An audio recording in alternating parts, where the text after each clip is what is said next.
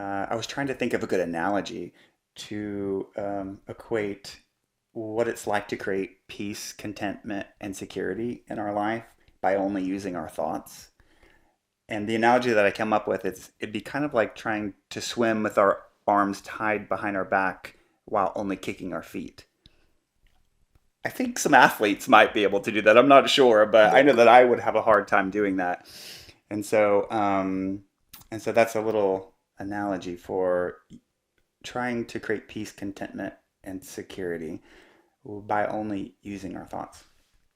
And so, if that is indeed what we're after, or at least to create a understanding of that so we can access that whenever we need, whenever we like, then it is helpful to know a way that that could come about, a way to produce peace, contentment, and security. So, therefore, we talk about in order to access peace, contentment, and security, a very helpful way can be for everything to fall under the same category in your mind. So, as you can imagine, if your mind has a different category for everything in life, which everyone's mind does, it requires effort to get to what you want. It requires it, it makes us subject to not having what we want. That's the perception, anyways. And indeed, life is just optics. Perception is just optics. And so, if we're referring to only our thoughts in order to access peace, contentment, and security, and life shows us something, it shifts in a way that is in opposition to what we want, then our experience is going to be subject to the perception of us not having what we want. So, of course, contrastly, if everything falls under the same umbrella, like for instance, all thoughts are just filters, um, then all of a sudden we have a way to step outside of duality. We literally have, we exit, I've never used this phrase before, but we exit the matrix. We step outside of our life experience being conditional, our experience of peace, contentment, and security being conditional, meaning dependent on the perception of life looking a particular way. So, therefore, that's why we do a lot of the experiential um, topics in our meditation group that we do, which is to help us be able to categorize all thoughts in the same category. The phrase we've been using lately is that thoughts are filters rather than facts. And another thing that we've been doing the past two or three sessions is seeing how thoughts deliver to us what it has believed to be true about the past when we were when we want to know about what the present is. All thought can do is deliver to us what it has known to be true about the past. And so, of course, to refer to what thought has known to be true about the past, if we're wanting to know the present, we would never really know the present. So this is another way to help us put all thought in the same one category. Because again, if all thought can be in the same one category, all optics of perception can be in the same one category, then we step outside of duality. We step outside of living a life that's our welfare is conditional, our peace, contentment, and security being conditional. Okay, so this is a little context for what we'll be doing today and why we've been doing what we've done the past 2 or 3 sessions. That's kind of a fun topic. Does anyone have any thoughts to continue that conversation before we hop into our meditation?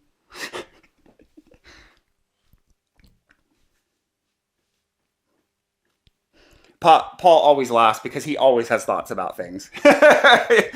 Do we? That's a silly question.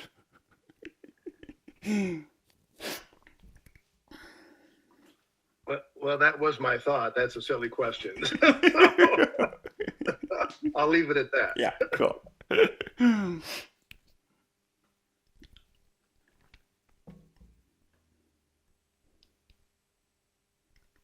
Great. Also, the moment we put all thought in the same category, we step back from thought. We at that point become the active observer. Absolutely. And it's at that point that, again, we've stepped out of duality. We've stepped out of our experience in life being relative to the way life appears to us, the optics of perception. We've stepped outside of that matrix. We've stepped outside of the game. Okay. So, with all that in mind, let's go ahead and proceed with our guided meditation. Make sure to put any extra devices you have on mute so as you're not disturbed. And of course, keep your microphones on here on mute so as others are not disturbed.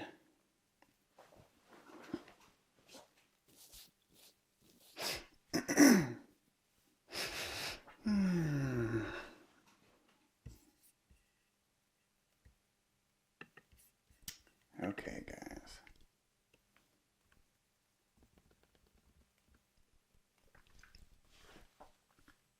If you are ready, begin to get comfortable. And when you're ready, feel free to close your eyes if you like.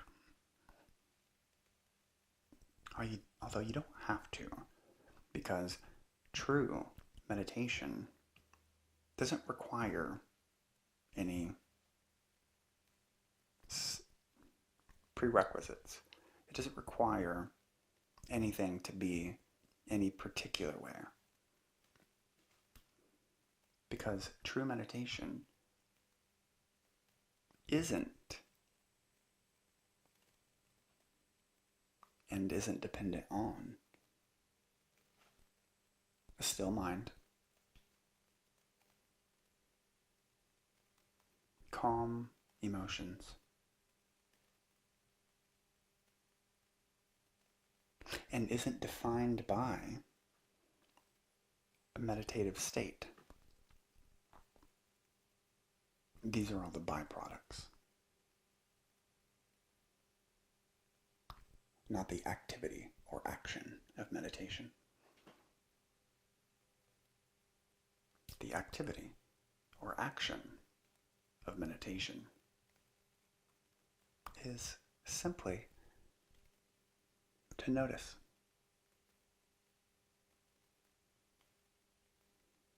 Or to be aware.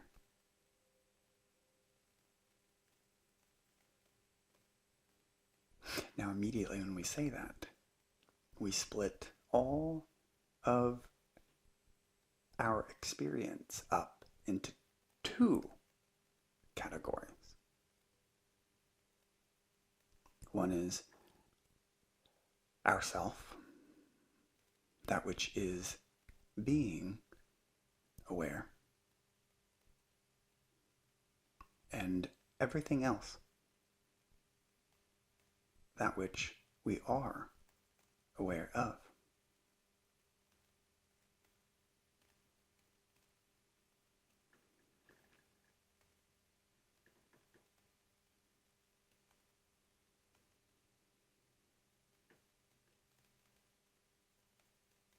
Now, being itself has no opposite, does not require what it is aware of to be any particular way. Who you are, the fact of being aware, just is.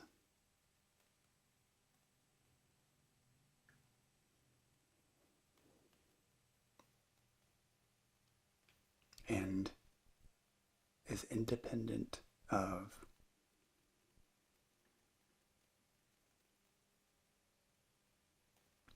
and unconditioned by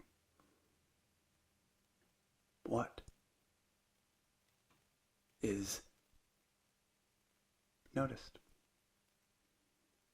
namely thought, feeling,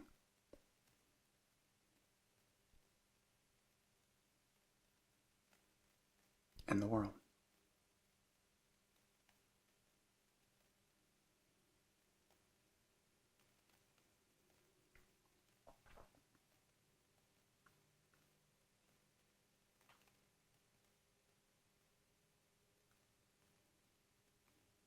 So because who you are as the fact of being aware, that which you retain throughout all of your day-to-day experiences, and dare I suggest, even your nightly experiences, dreams when we're in the REM state, and pure awareness when in deep sleep. We might think awareness has an opposite at deep sleep when we're not aware of anything, but perhaps we're not aware of anything because there's nothing for us to be aware of. And so therefore, awareness doesn't turn into its opposite in deep sleep, but rather there's simply nothing to be aware of. And therefore, awareness is the one thing that doesn't have an opposite. It is ever present, prior to this lifetime and after. Some might call it soul. I am. Or the divine itself. Whatever the word, it is you. At the most fundamental level. But it's so easily overlooked.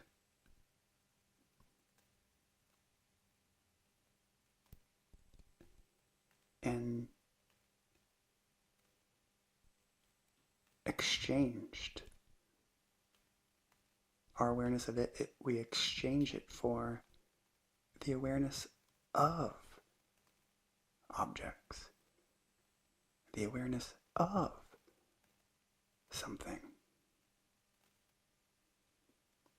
And so rather than being exclusively aware of ourself, pure awareness, we mix ourself with the content of our experience, as such effectively losing ourself.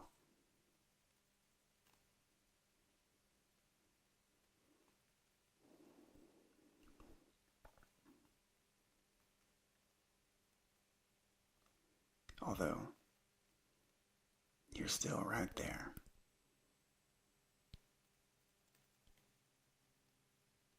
In reality, awareness cannot be lost. You cannot lose yourself.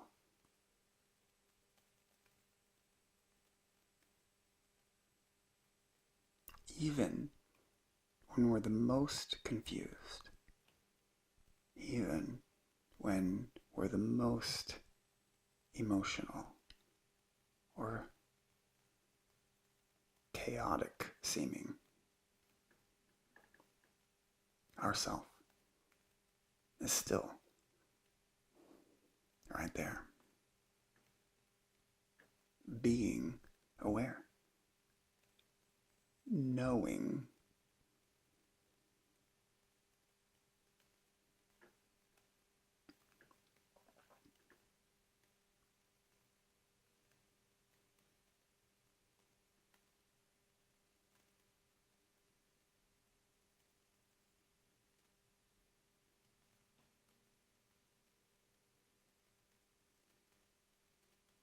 knowing confusion,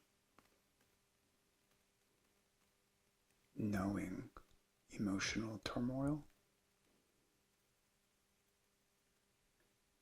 knowing chaos.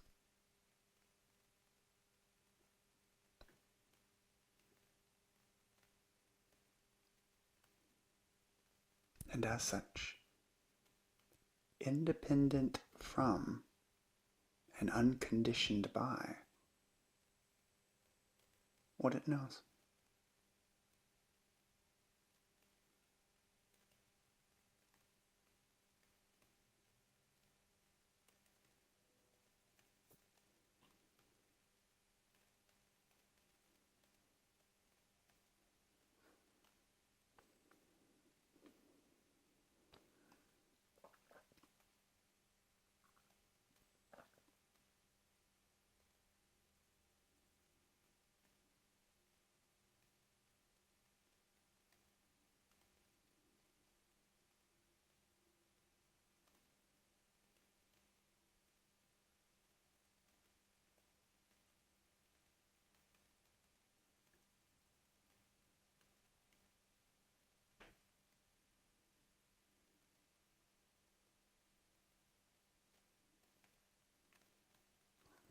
Because you're being who you are at the core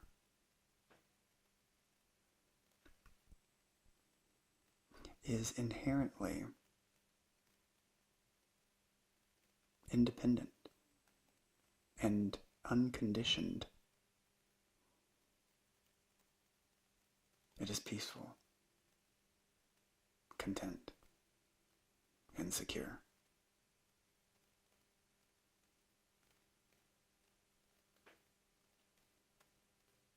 For it is just as it is.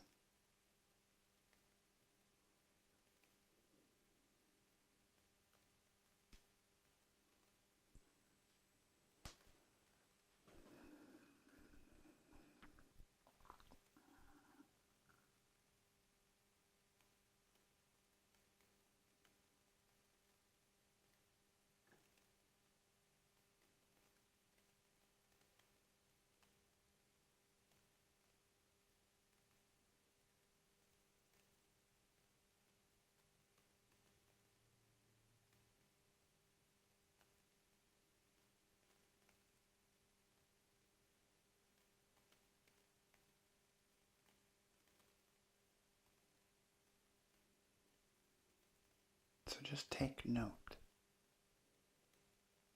in your own experience to know this for yourself.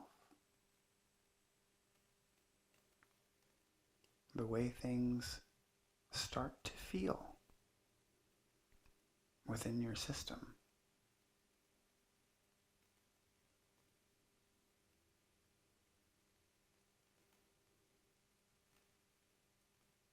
When that which you reference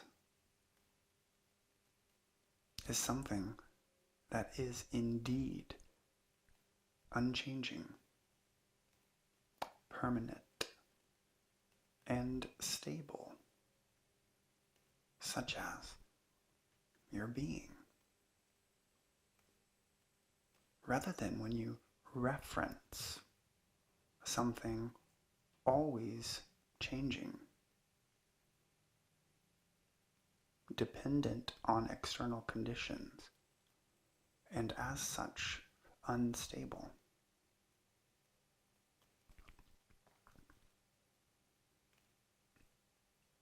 You're just wanting to know for yourself what indeed does create peace, contentment, and security.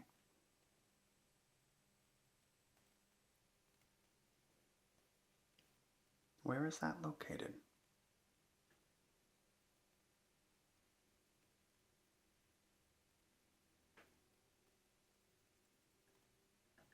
What happens when I reference a thought to create peace as such? And then, what happens when I reference my being to create peace as such? Just to notice the difference.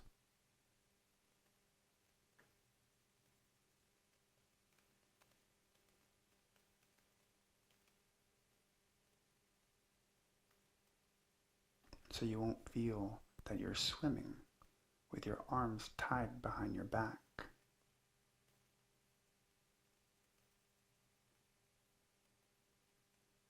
Trying to get somewhere or achieve something that would be much more direct, much more quickly to do it another way.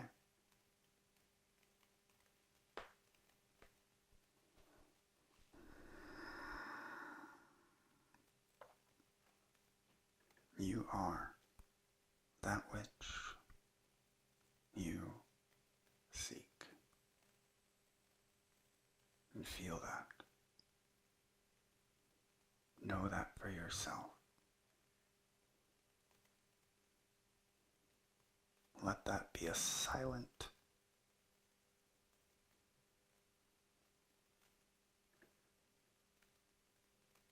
guidance.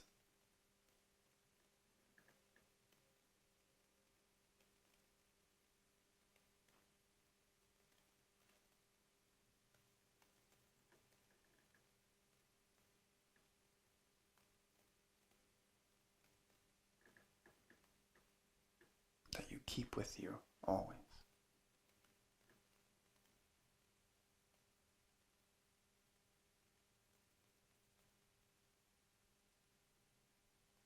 But definitely not because someone said, and only because you feel it.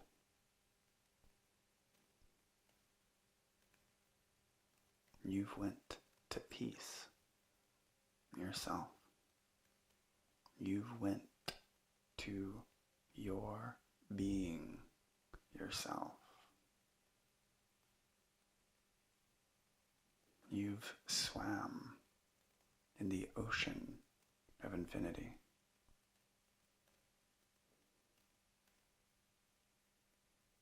With no distinctions, no divisions, no duality.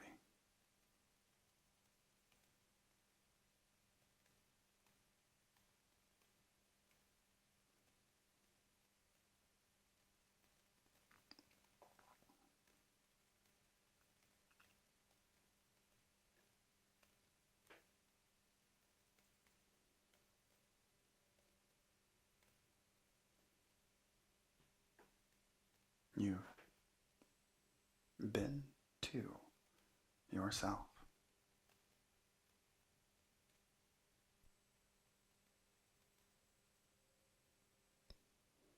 as pure consciousness.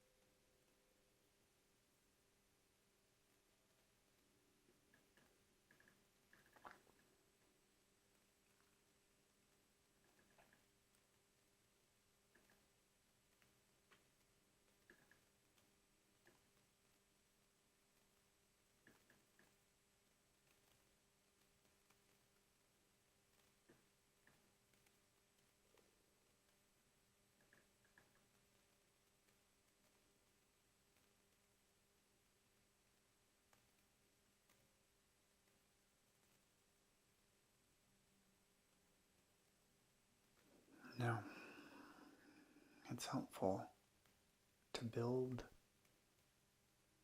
trust in pure consciousness, which is your direct experience, versus referring to the indirect knowledge that a thought would deliver to us. Again, at this point, it's critical to build trust in your direct experience,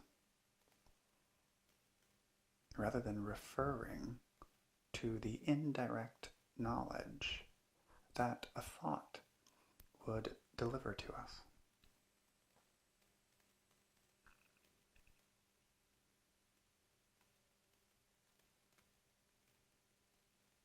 Our direct experience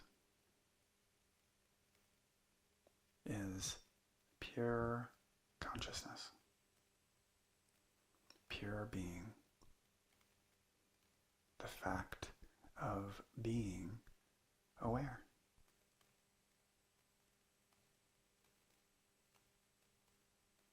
The space, the infinite space in which a thought might appear. But rather than referring to the indirect knowledge that a thought might deliver to us, we begin to trust our direct experience.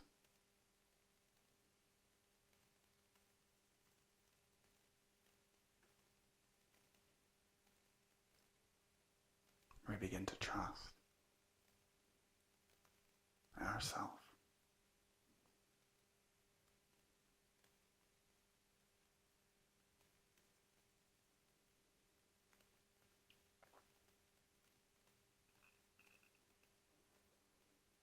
And to help us do this, we'll ask the first contemplative question.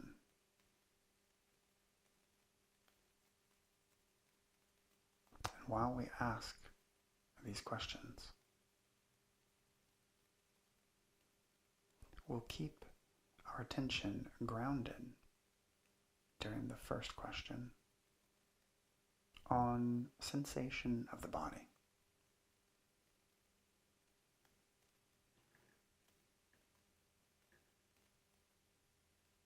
So as you feel the sensation of the body,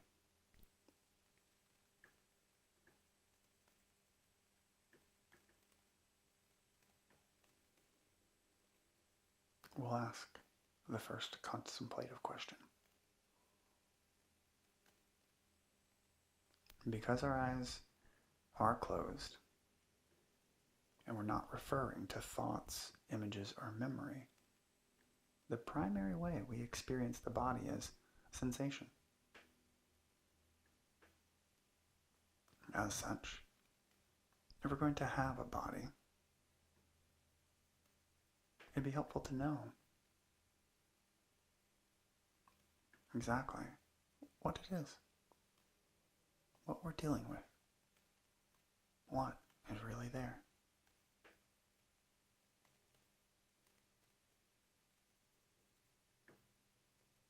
So as you place your attention on the sensation of the body,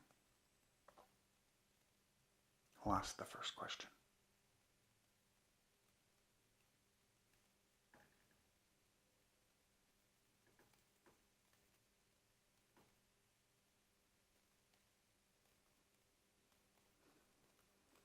What is the shape of this body, without referring to a thought, an image, or memory? Does this body, the sensation, have a shape?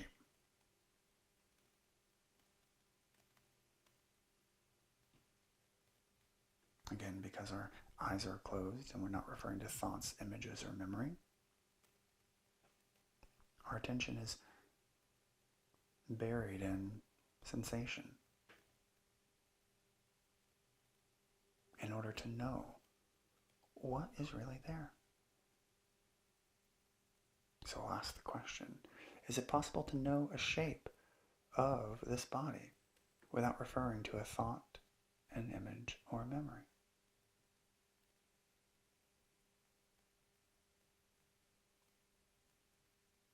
Let's ask that slightly different, without referring to a thought, an image, or memory.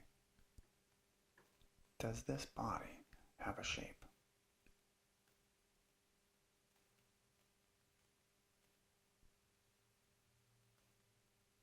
And all we're wanting to do here is to witness thought delivering to us the information as known to be true from the past,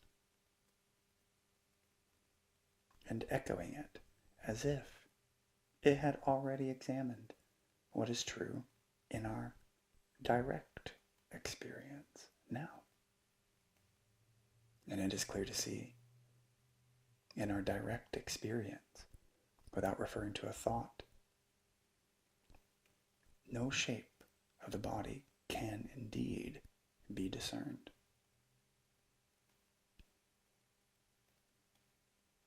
But thought will always deliver to us exactly what it has believed to be true about the past.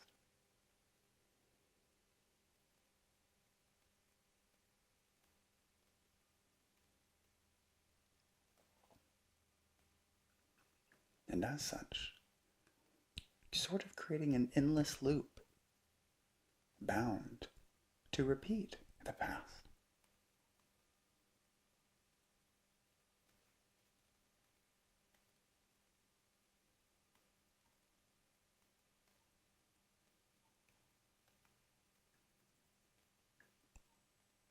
Again, all we're wanting to do is get a glimpse of this.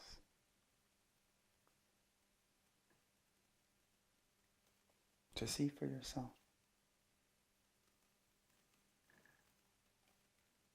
how thought automatically refers to what it has known to be true about the past, and imposes it upon our direct experience now without really checking to see if that is true.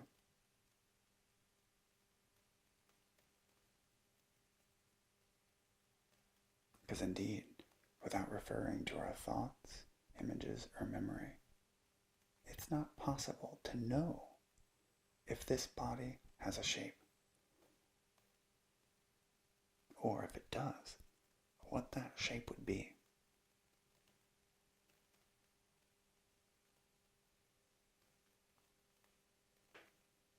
So ask yourself that contemplative question one last time, while keeping our attention directly on sensation and without referring to a thought, an image, or memory. Does this body have a shape?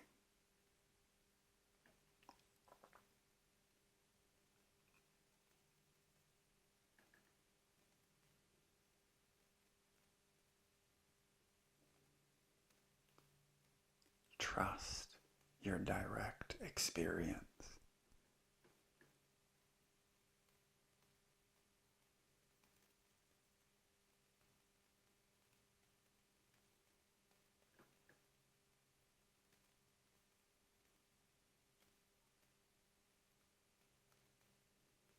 Trust your direct experience.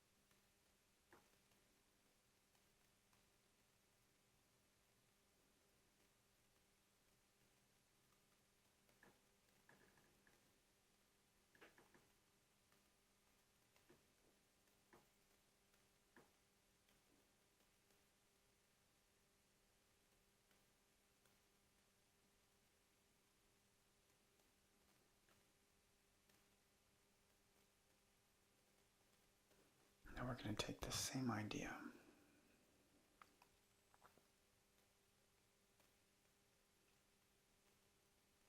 and ask a new contemplative question.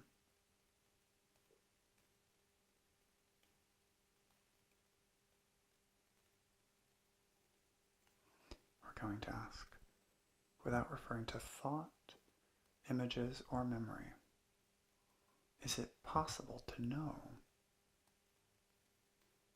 your location? Is it possible to be spatially oriented without referring to thoughts, images, or memory?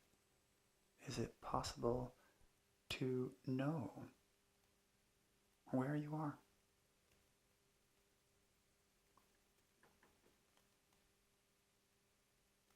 And again, we're just wanting to witness the way thoughts, images, and memory delivers to us information as believed to be true about the past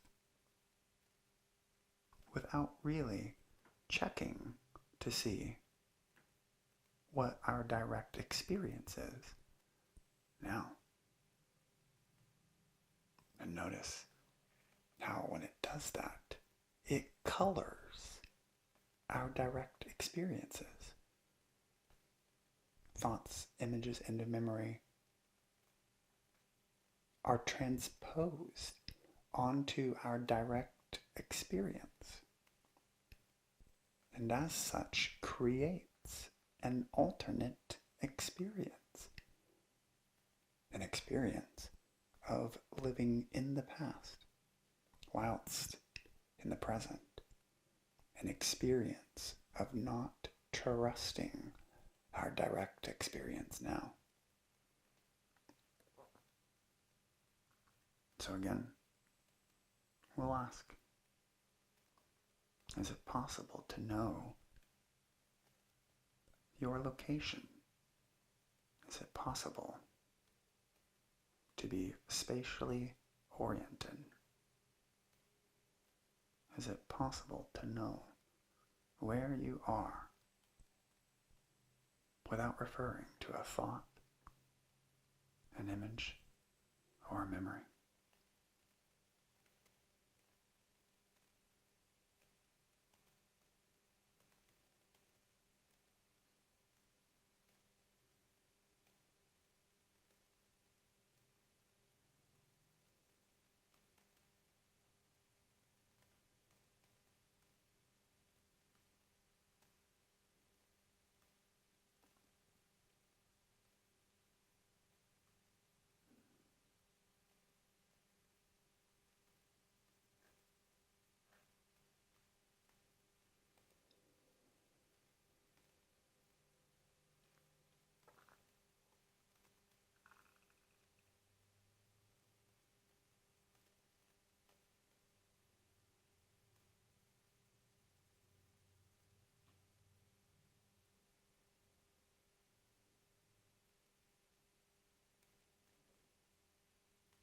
Notice how your true experience, your direct experience, is being unlocated, spatially unoriented.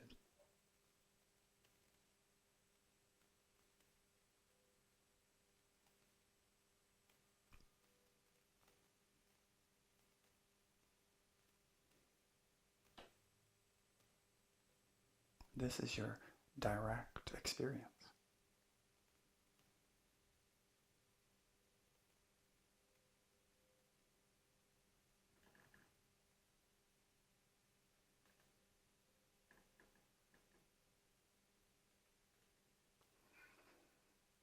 We're not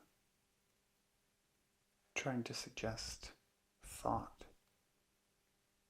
is neither right or wrong here. We're just wanting to witness our direct experience in contrast to the indirect knowledge that a thought has believed to be true about the past, and how, without checking, it transposes it onto the present, and as such creates an alternate experience for you. Alternate meaning not direct.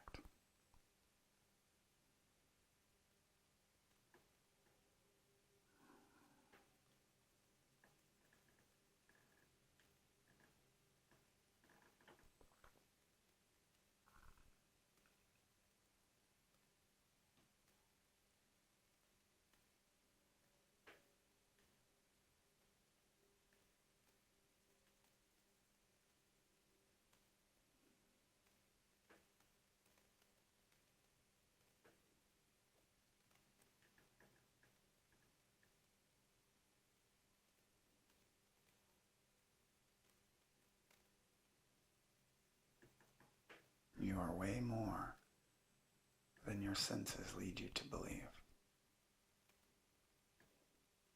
than thought would suggest.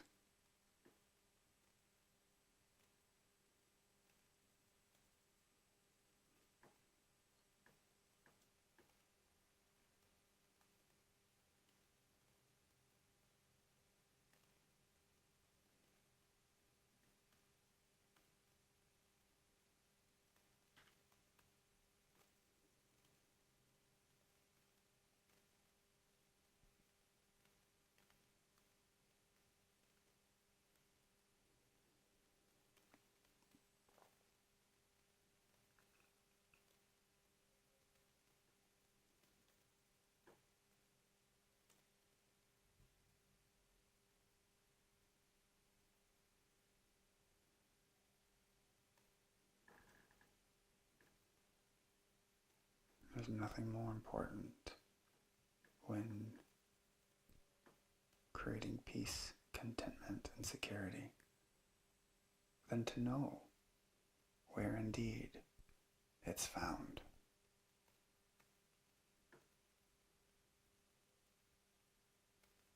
You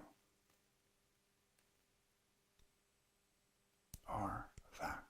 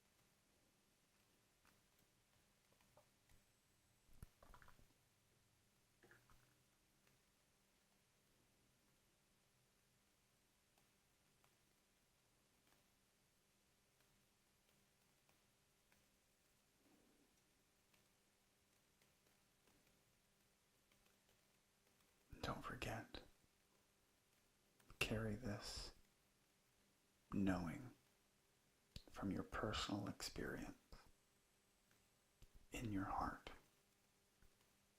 knowing this is accessible to you at all times. You are the custodian of this remembered wisdom.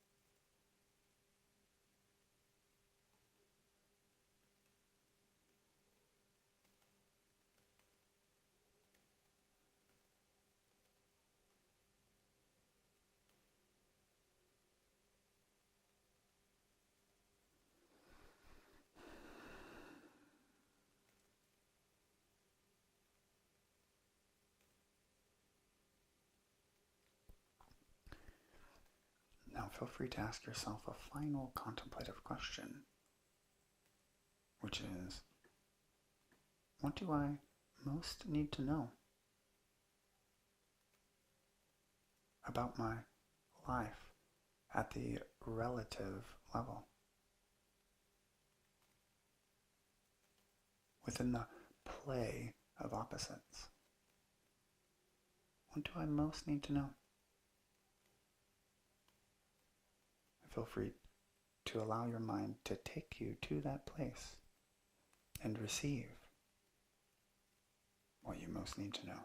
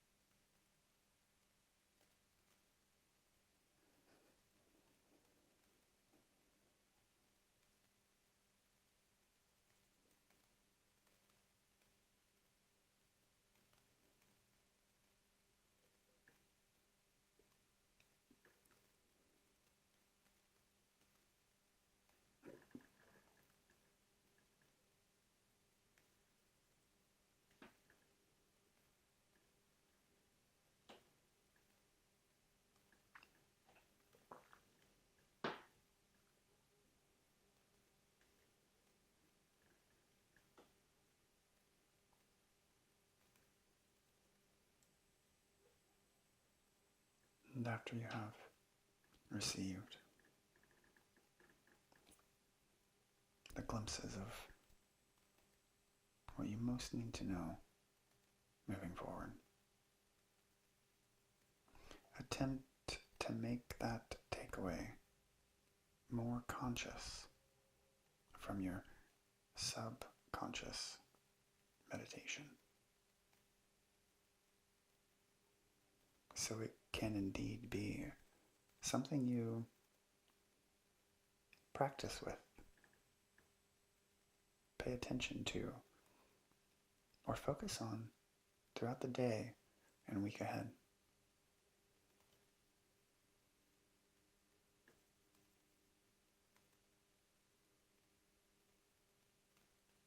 Applying the wisdom your deeper mind gave to you, and as such, creating a reliable relationship and communication line with that deepest part of yourself.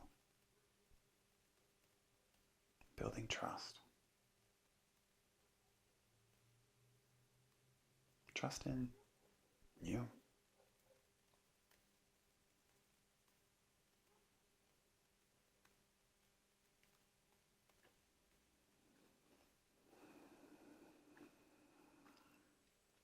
Now, if you're ready, and only if you're ready, begin to bring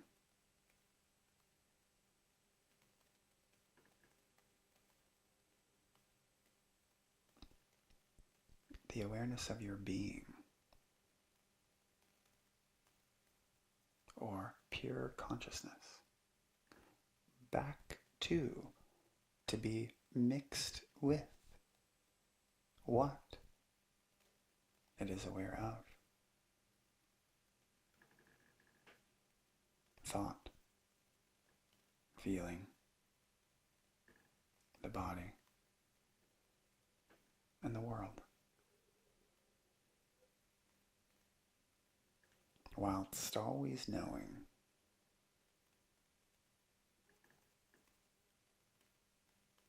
who you really are, despite the optics of perception.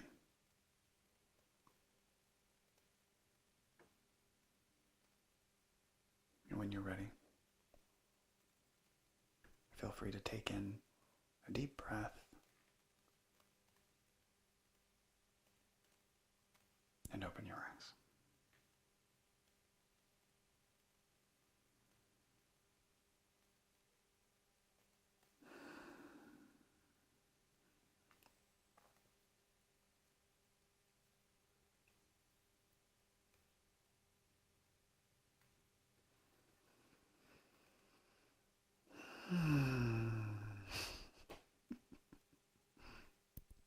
Another fun one, guys.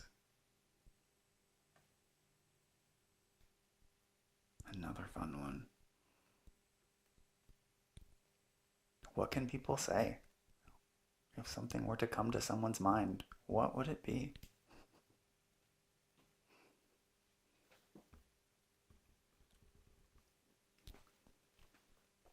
Peace.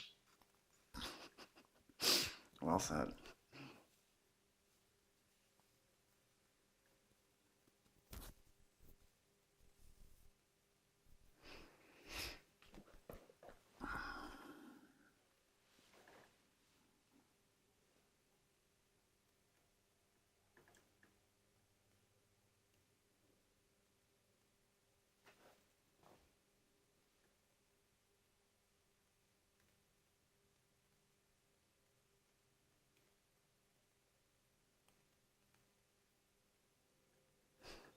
And maybe that's the best word. Peace.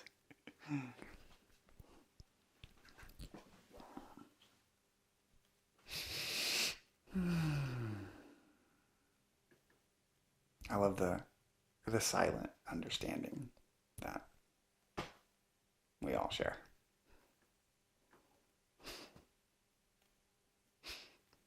My heart is full. I appreciate you guys so much. Okay, well, stay in touch, and as always, I super look forward to this each week, and I'll see you guys next Tuesday at noon. Thank you. Welcome. Bye. Bye.